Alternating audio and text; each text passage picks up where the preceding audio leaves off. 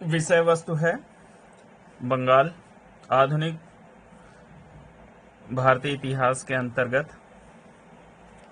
नवीन क्षेत्रीय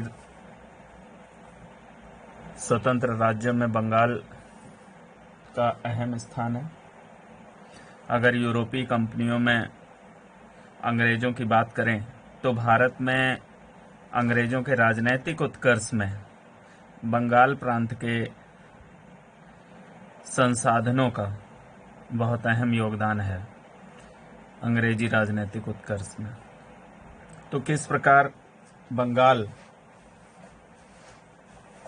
जो मुगल साम्राज्य का एक सूबा था या प्रांत था, कैसे वो स्वतंत्र राज्य बना या इसे स्वतंत्र राज्य की हैसियत में कौन ले गया, और फिर बंगाल में अंग्रेजों का प्रभाव कैसे बढ़ा, इन सब पर चर्चा करेंगे हम लोग।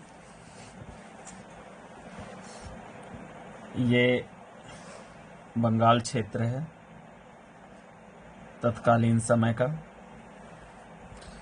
जिसमें हम कह सकते हैं कि आधुनिक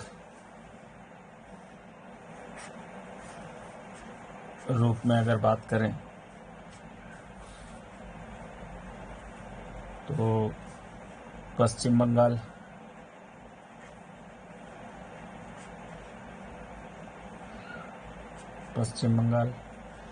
बांग्लादेश,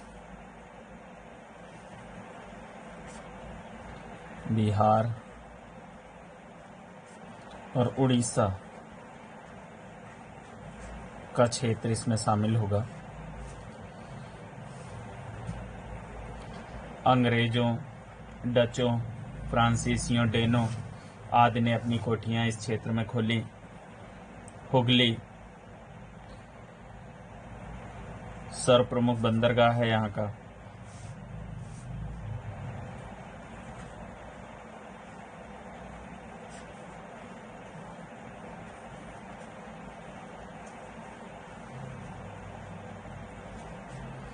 सर्वप्रमुख बंदरगाह अंग्रेजों को किस तरीके से बंगाल के सूबेदारों या मुगल बादशाहों द्वारा समय समय पर जो सुविधाएं प्राप्त हुई, उनके संबंध में कुछ चर्चा कर लेते हैं। जैसे 1651 में शाह शुजा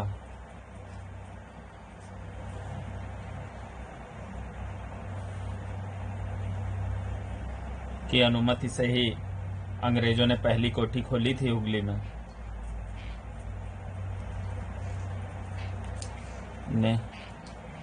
पहली कोठी बंगाल में खोली। शाह शुजा द्वारा 3000 रुपये वार्षिक 3000 रुपये वार्षिक के बदले में बंगाल, बिहार, उड़ीसा इन 3 क्षेत्रों में मुफ्त व्यापार की अनुमति प्राप्त हुई।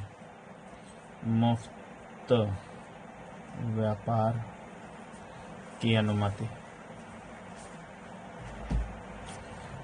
प्राप्त हुई। बंगाल के सूबेदार अजीमुस्सान ने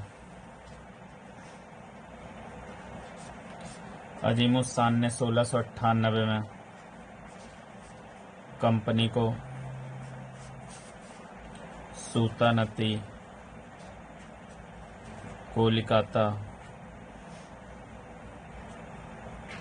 गोविंदपुर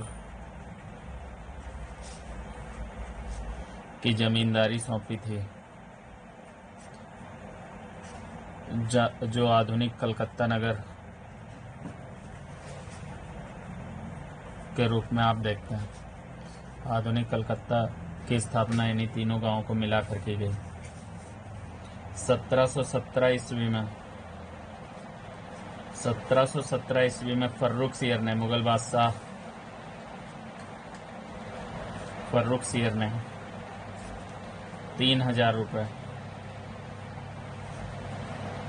वार्षिक कर के बदले अंग्रेजों को व्यापारिक छूटें प्रदान की। व्यापारिक छूटें प्रदान की। धीरे धीरे बंगाल पर अंग्रेजों का प्रभाव बढ़ता गया और उन्होंने राजनीतिक हस्तक्षेप प्रारंभ किया स्थानीय राजनीति में।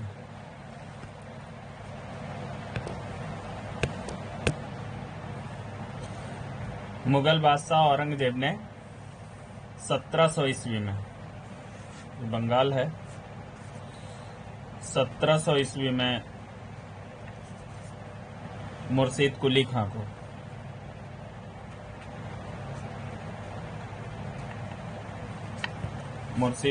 को बंगाल का दीवान बनाया। 1717 ईस्वी में मुर्शीद कुली खां बंगाल का सूबेदार बना। ये फर्रुखसियर द्वारा और दीवान सबसे पहले औरंगजेब द्वारा बनाया गया था। 1719 में इसी के क्षेत्र में उड़ीसा की सूबेदारी भी शामिल कर दी गई। उड़ीसा भी इसके अधिकार क्षेत्र में आ गया। उड़ीसा की सूबेदारी भी प्राप्त हो गई इसे।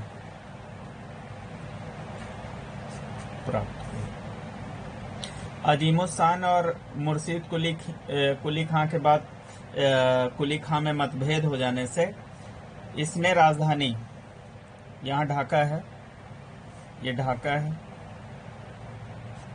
ढाका से स्थानांतरित करके मुर्शिदाबाद कर ली। ये मुर्शिदाबाद है। तो बंगाल की राजधानी मुर्शिदाबाद किसने बनाई? तो मुर्शीद कुली खां ने बनाई। पहले ढाका थी।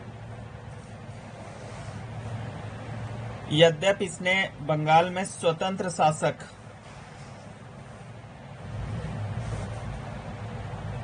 की भांति व्यवहार करना प्रारंभ कर दिया, परंतु फिर भी वह नियमित रूप से मुगल बादशाह को राजस्व भेजता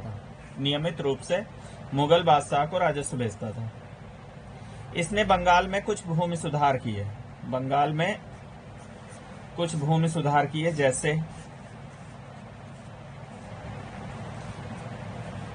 खालसा भूमि,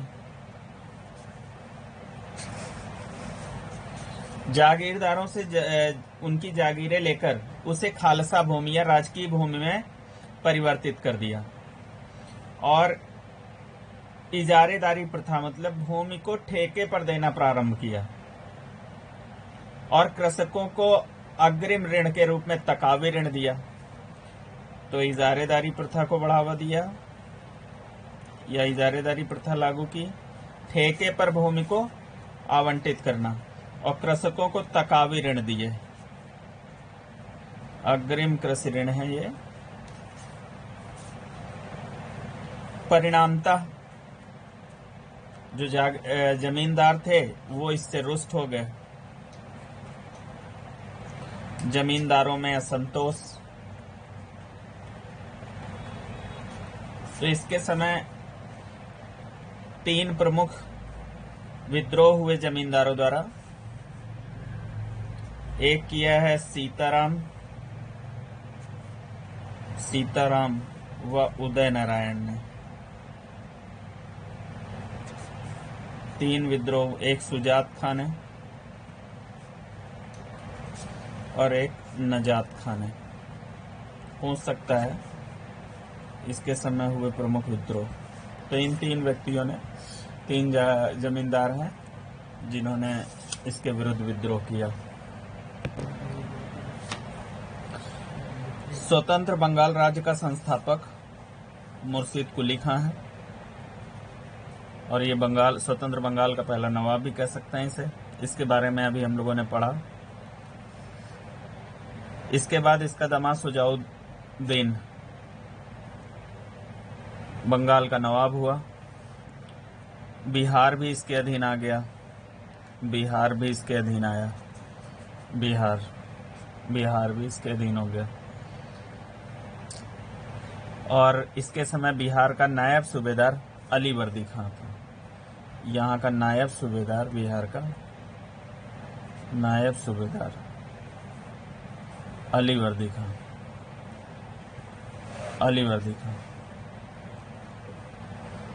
सुजाउद्दीन के बाद सरफराज खां बंगाल का नवाब बना।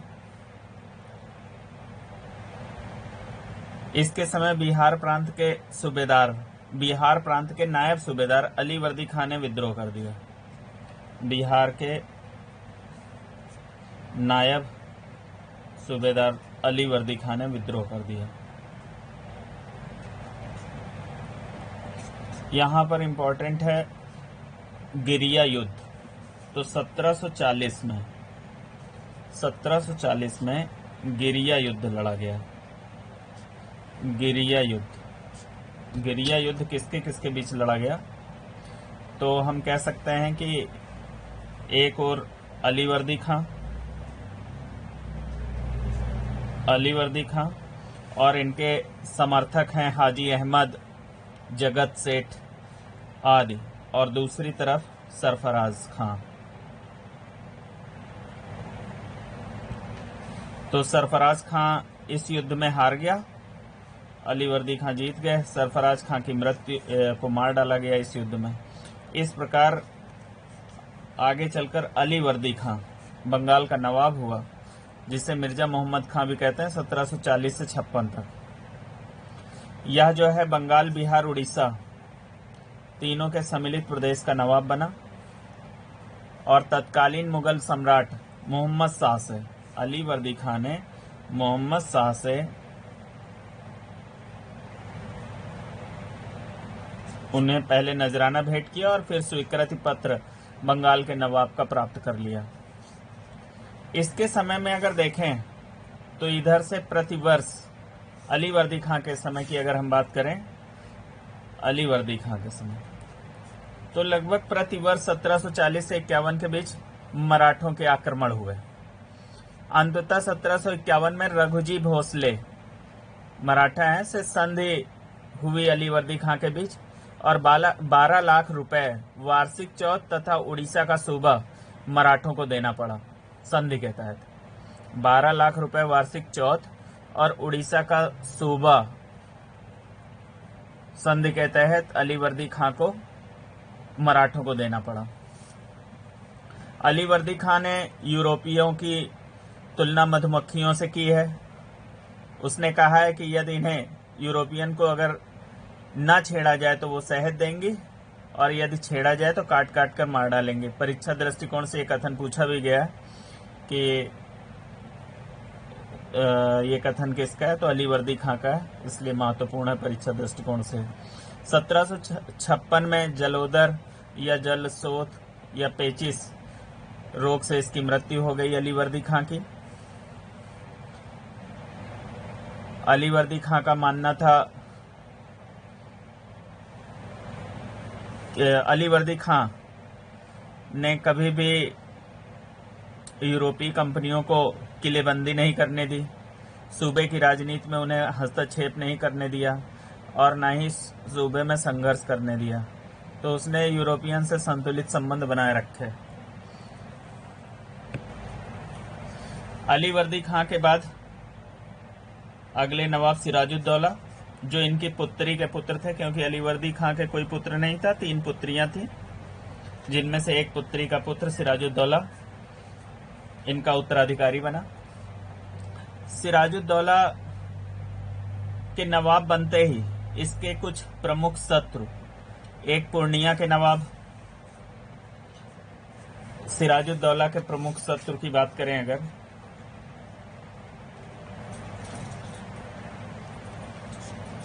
दौला के प्रमुख शत्रु, तो एक पूर्णिया के नवाब शौकत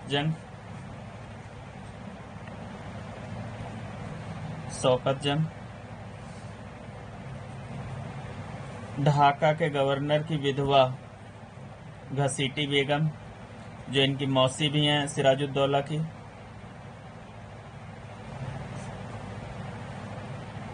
और एक हिंदू सरदार हैं राजवल्लभ।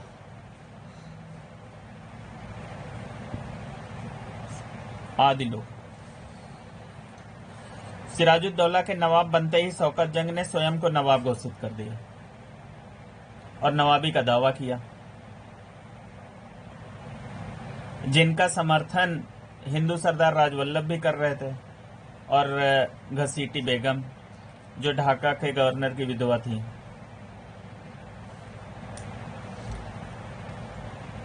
अंग्रेजों ने भी इस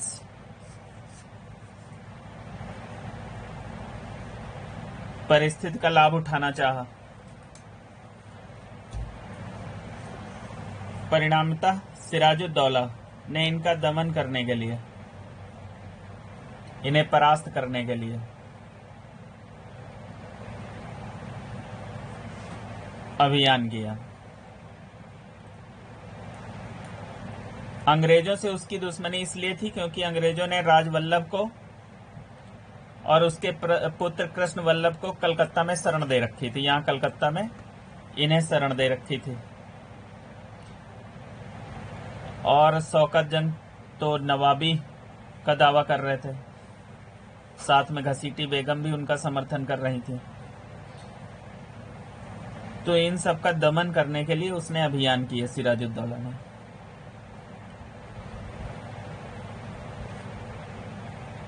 अंग्रेजों से संघर्ष के अन्य कारण भी थे कि जैसे 1717 में जब दस्तक का अधिकार बिना चुंगी व्यापार करने की जो छूट मिली थी, फ्री पास एक तरीके का दस्तक था। दस्तक जो है एक तरीके का फ्री पास था जिससे बिना चुंगी व्यापार करने की छूट थी अंग्रेजों को। इसका वो दुरुपयोग कर रहे थे। भारतीय व्यापारियों को भी बिना चुंगी के व्यापार करने के लिए प्रोत्साहित कर रहे थे, जिससे राज्य को राजस्व की हानि हो रही थी। और दूसरा, अंग्रेज जो है नवाब की आज्ञा के विरुद्ध किलेबंदी भी कर रहे थे। तो आदि कारणों ने सिराजुद्दौला और अंग्रेजों के मध्य होने वाले संघर्ष को अवश्यंभावी बना दिया। 4 जून 1756 को यहां पर कासिम बाजार है, कासिम बाजार,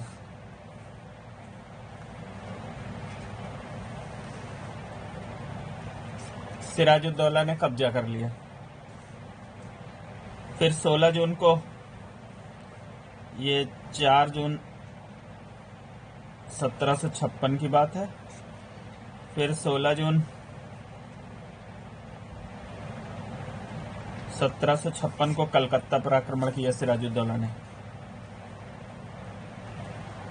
कलकत्ता पर आक्रमण किया। 20 जून कलकत्ता पर अधिकार कर लिया। कलकत्ता पर अधिकार कर लिया और इसका नाम अलीनगर रखा। अलीनगर रखा। इस समय कलकत्ता का अंग्रेज गवर्नर ड्रेक था, जो अपने सेनापति मिंचन के साथ इसने नवाब से डरकर फुल्टा द्वीप पर शरण ली। इधर नवाब का सामना जो किया था वो एक अंग्रेज अधिकारी हालवेल था, परंतु 20 जून को इन्हें पराजित करके इन्हें कैद किया गया। और इसी समय की एक घटना है ब्लैक होल घटना, जो अक्सर परीक्षा में पूछी जाती है, काल कोठरी की घटना या ब्लैक होल घटना। ब्लैक होल घटना। तो 20 जून को जो ये 146 अंग्रेज, उसमें हालवेल भी है, को बंदी बनाए गए थे ये लोग। इन्हें एक 18 फीट लंबी और 14 फीट लगभग चौड़ी कोठरी में बंद किया गया। और अगले दिन जब इन्हें खोला गया तो मात्र 23 लोग ही जीवित बचे। 146 लोगों में से मात्र 23 लोग ही जीवित बचे। इस घटना का उल्लेख हालवेल ने अपनी किताब अलाइव द वंडर में किया है, जो कह सकते हैं कि बंगाल के नवाब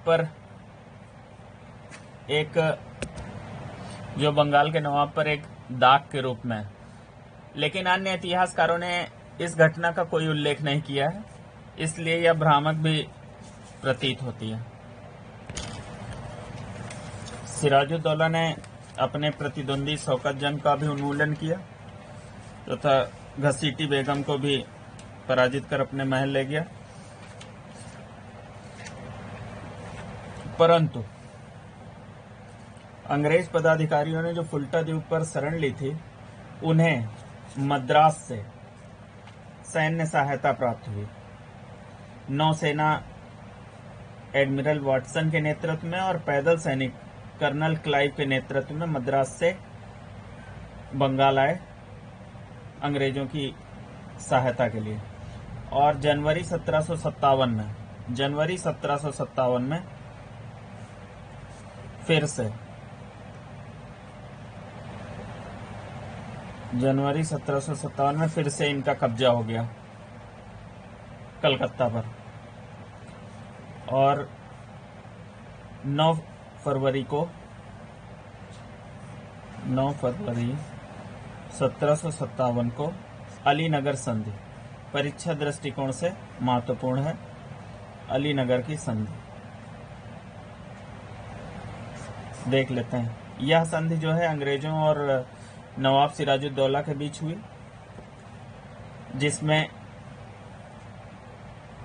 शामिल कुछ शर्तें, जैसे दस्तक का उपयोग पूर्व की भांति अंग्रेज करेंगे जैसे पहले कर रहे थे। अंग्रेजों की सभी वस्तुएं व क्षेत्र फिर से नवाब अंग्रेजों को वापस कर देगा। नवाब को क्षतिपूर्ति के रूप में 3 लाख रुपए अंग्रेजों को देने होंगे। कलकत्ता की किलेबंदी अंग्रेजों की इच्छा अनुसार होगी। अंग्रेजों को अपने सिक्के ढालने का अधिकार मिलेगा और पूर्व में मुगल बादशाहों द्वारा दी गई सुविधाएं निर्बाध रूप से जारी रहेंगी। आदि शर्तें अलीनगर संधि से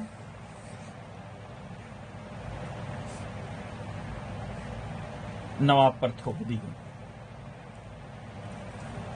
इसके बाद मार्च 1757 में अंग्रेजों ने फ्रांसीसी बस्ती है चंद्रनगर, उस पर अधिकार कर लिया। चंद्रनगर है, उस पर अधिकार कर लिया। इस प्रकार अंग्रेजों की स्थिति अब बहुत ही सुदृढ़ हो गई। चंद्रनगर पर अधिकार कर लिया। इसके बाद अंग्रेजों ने एक षड्यंत्र रचा बंगाल के नवाब सिराजुद्दौला के विरुद्ध, और इस षड्यंत्र में शामिल प्रमुख लोग जैसे मीर जाफर, ये सेनापति है नवाब का। राय दुर्लभ, ये भी सेना नायक है। मानिक चंद कलकत्ता का प्रभारी अधिकारी है। ये कलकत्ता का प्रभारी अधिकारी। अमी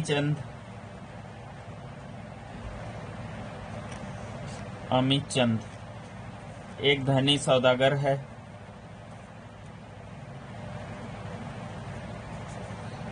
जगत सेठ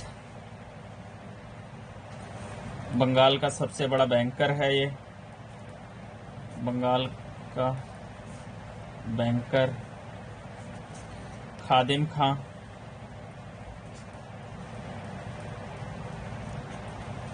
नवाब की सेना का एक बहुत बड़ा भाग जो है इसके अधीन है।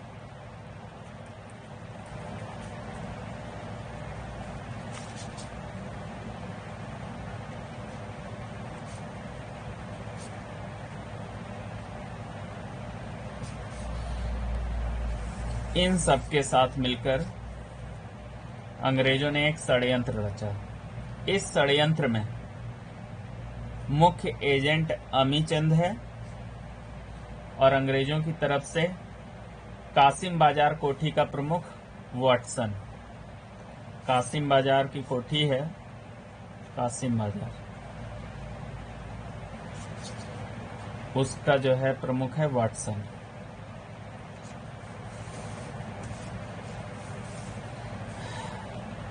इसमें मीर जाफर से एक संधि हुई क्लाइव और मीर जाफर के बीच। उसमें कुछ एक गुप्त संधि कह सकते हैं।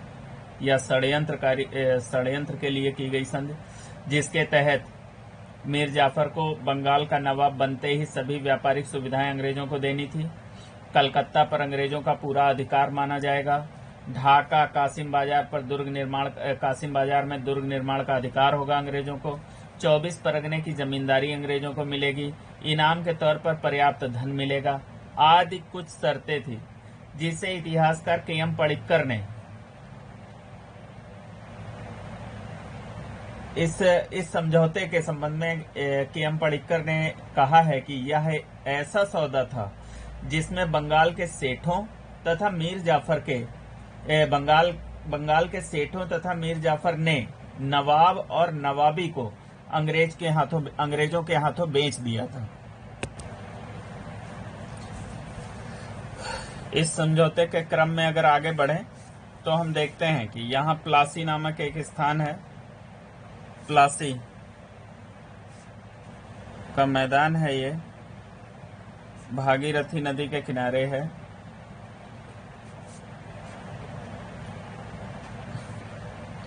भागीरथी नदी के किनारे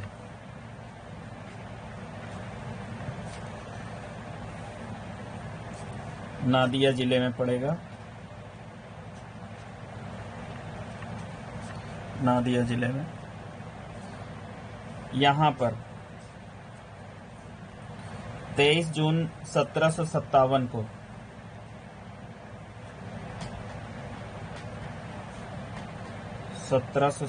को प्लासी का युद्ध लड़ा गया। पहले नवाब सिराजुद्दौला पर अलीनगर संधि को भंग करने का आरोप लगाया गया और उसके बाद प्लासी नामक स्थान पर सिराजुद्दौला और अंग्रेजों के प्रमुख क्लाइव के बीच एक युद्ध हुआ। वास्तव में ये युद्ध नहीं हुआ था, लेकिन कह सकते हैं कि यह युद्ध ही था। इस युद्ध में नवाब की लगभग 50,000 सैनिकों की सेना थी और अंग्रेजों की सेना में लगभग 3,000 सैनिक ही थे। परंतु नवाब की सेना कहने को विशाल थी, लेकिन इसकी सेना के दो सेनानायक राय दुर्लभ मीर जाफर अपनी सेनाओं को लिए हुए निष्क्रिय ही रहे। नवाब के थोड़े ही सैनिक, जिनका नेतृत्व मीर मदान व मोहनलाल कर रहे थे, बहादुरी के साथ लड़े। इस युद्ध में सिराजुद्दौला को जब यह एहसास हो गया कि वह पराजित होने वाला है, तो वह युद्ध भूमि से चला गया और आगे चलकर मीर जाफर के पुत्र मीरन ने मोहम्मद बेग द्वारा इसकी हत्या करवा दी। प्लासी के युद्ध में अंग्रेजों की विजय हुई और बंगाल विजय के बाद अंग्रेजों ने मीर जाफर को, जैसा पहले निर्धारित हुआ था, नवाब घोषित कर दिया। युद्ध के परिणाम के संदर्भ में अगर बात करें तो इसके परिणाम काफी गंभीर निकले। बंगाल की राजनीतिक दुर्बलता अब सबके समक्ष स्पष्ट हो गई। आर्थिक दृष्टिकोण से भी अंग्रेजों ने बंगाल का शोषण प्रारंभ कर दिया और प्लासी के युद्ध ने बंगाल में अंग्रेजी सत्ता की स्थापना की प्रक्रिया आरंभ कर दी। इस युद्ध से प्राप्त धन के आधार पर अंग्रेजों ने दक्षिण में फ्रांसीसियों पर निर्णायक विजय प्राप्त की। प्लासी युद्ध के संदर्भ में कुछ कथन है। श्री नवीन चंद्र सेन का कथन है, प्लासी की लड़ाई के बाद भारत में अनंत अंधकारमयी रात्रि आरंभ हो गई। ताराचंद्र के अनुसार प्लासी के युद्ध ने परिवर्तनों की लंबी प्रक्रिया आरंभ की, जिसने भारत का स्वरूप बदल दिया। सदियों से प्रचलित आर्थिक और शासकीय व्यवस्था बदल गई। सर जदुनाथ सरकार ने लिखा है कि 23 जून 1757 ईस्वी को भारत में मध्यकालीन युग का अंत हो गया और आधुनिक युग का शुभारंभ हो गया। प्लासी की विजय के बाद अंग्रेजों ने मीर जाफर को बंगाल का नवाब बनाया इसके आगे की बंगाल की घटनाओं को हम लोग अगले टॉपिक में कवर करेंगे।